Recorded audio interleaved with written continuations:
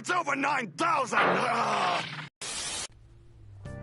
Greetings, fellow mortals. Just a reminder, saying it's just my opinion is for cowards. Don't be afraid of the internet. You can just turn off your screen. Be afraid of the weirdos that bring the internet into real life. Recently, I've seen a lot of pushback against rating scores for shows, movies, and games, especially from the escapist. Every time I hear that, I roll my eyes, because these absolute morons do not understand the most basic thing about the universe. In terms of real life, numbers don't lie. Sports stats, buying habit statistics, and public opinion can be measured accurately with no way to debate them. Now, they can be altered to be untrue, but in an ideal world, people let the real life numbers tell the story of how well something is doing. It should be completely objective. Except there's a problem with art. Nothing is actually objective in art, even if I make jokes about it. Some things come down to a matter of taste, but that's where a person's rating system comes into play. Someone can say a bunch of fancy words to avoid taking a side or making a stance, but a number does not lie. I give this a blank out of 10. Boom, you instantly know how much someone enjoys something. And based on that person's taste, you can decide if you would like it too. It's not that complicated. The brain likes this easy to process information. This isn't a hard concept. We like the numbers. Stupid is, stupid does, Miss Blue. I guess. But that comes into play with storytelling as well. Just think of Dragon Ball when power levels were introduced. We all know it was supposed to be a crutch that the bad guys used, but it just clicked in everyone's heads. Little boys across the world added power levels into their arguments about who would win in a fight. It was fun, even if it missed the point in Dragon Ball. Just like with a sports fan loving player stats, fans of any type of combat story want to know the stats. It just clicks in their head. And someone like Oda realized that his fanbase would enjoy a tangible way to rank how dangerous his characters are. That is the genius behind the bounty system. Theoretically, the higher the number on the bounty, the stronger the person. And this is actually true 90% of the time. If someone has an absurdly high bounty, they're a lot more likely to defeat someone with a lower bounty. At the same time, there are obvious flaws in the system. It's based on if the person is known by the Marines. So technically, Enru has no bounty, and the numbers can be distorted by factors other than fighting strength. Just look at Robin. She had a bounty of 79 million since she was a child. It seemed excessive, but that doesn't mean it didn't happen. So it's not perfect, but that was obviously the point. Chopper has a bounty that's way too small for him. Usopp has one that's way too big for him. It's messy and flawed and somewhat comical, but that's exactly what Oda was going for.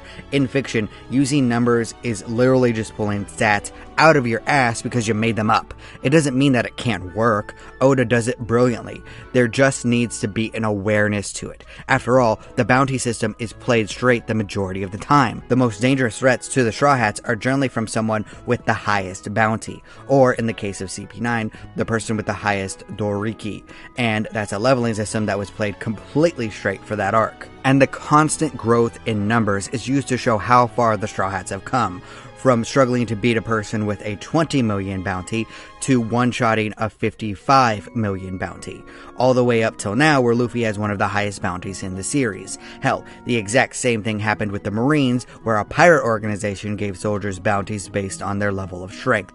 It's a good comparison other than what their actual rank is. Vice admirals, admirals, fleet admiral, the bounties even it out in people's minds. Oh, and you know the thing about chaos? It's fair. Like I said, some things aren't perfect. After all, a few devil fruit powers neutralize each other. Some people's abilities give them an advantage over certain opponents, and Oda makes that super clear from the start. After all, Logia fruits always came off as unfair at the start, but then Haki was introduced, which is probably the most and least fair power in One Piece. It's so strong that it neutralizes all other forms of strength, but each character needs to earn it. Luffy needs 2 years to practice it, and even then, he has to perfect it later on his own. But this video is not on the magic system, that comes later. Once you get past a certain number in One Piece, that character needs to have haki to reach certain bounties. There really isn't an exception to this other than the Marines being deceived by how strong someone actually is. And, as far as I know, there is no history in One Piece of bounties being lowered once they're given. Maybe voided, but not lowered. So there's nothing to be done if a character grows weaker. All this makes sense in the world of One Piece, though. After all, it's not an objective level of power. It's how the government incentivizes randos to either hunt the pirates or to flee from them. All of these flaws and problems exist with real-life bounties as well. So there you go. Yet another reason Oda's system works so well. Many other series uses ranks and numbers to demonstrate how dangerous someone can be. Special bounties, ranks, and sometimes even letters are used. Someone could be a 3-star general, better than 2, but worse than 4, obviously. Oh, this character has a bounty, but it's not exactly explained how the bounty system works in this universe. Oh, this character is an S-class something instead of an A-class something or whatever. Oftentimes, these are looser systems, less explained, and that's fine. It really depends on the story, because the more rules you put into the system, the more you have to remember as a writer, and Oda does a great job of remembering the rules that he has already established. Someone recently argued with me that Oda's foreshadowing is too loose, that he just puts ideas out there and decides to use it 10 years later, which, okay, that's fair enough, it could be that way, but that's also impressive, because how many of you remember something from 10 years ago that you plan to use later? Not me, that's for sure, not yet at least, but Oda has done this multiple times, especially with the bounty system. In the current era, it's cute to think that people once thought a 100 million belly bounty was huge. It's child's play at this point in the series, as it should be. That's how progression works. The bounty system all ties together masterfully. Oh, beautiful. Just think of how much of a big deal it was when the Yonko's bounties were revealed, or Roger, or Kid, who was instantly destroyed by Shanks because Oda loves punishing fans of that particular character.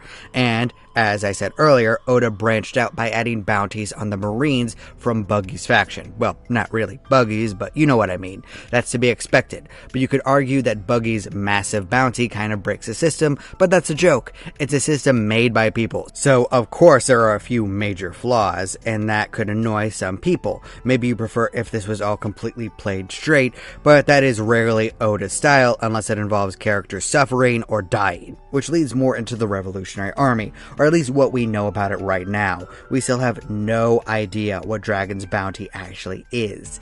It might very well be so absurdly high that it puts everyone else to shame, even if he isn't as strong as Yonko.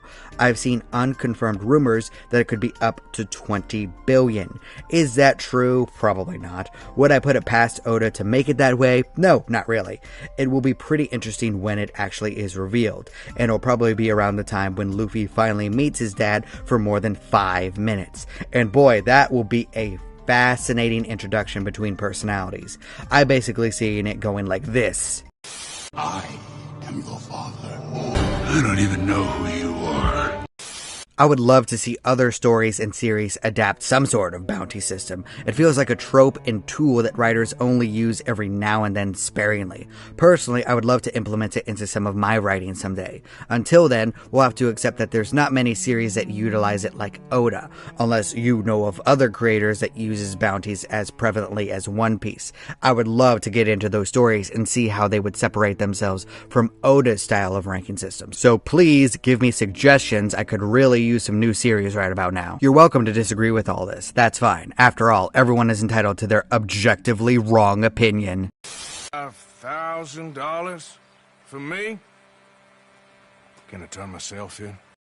Hey, do you like stories about an interconnected world? Then consider giving my LPCO books a try. They are all connected in some way, but you can jump in at any point, unless it's a series. Then you have to start at the beginning. But I got 3 books out right now and 3 coming next year. You will not have to wait long for content. Either way, thank you. I appreciate you. Do not despair.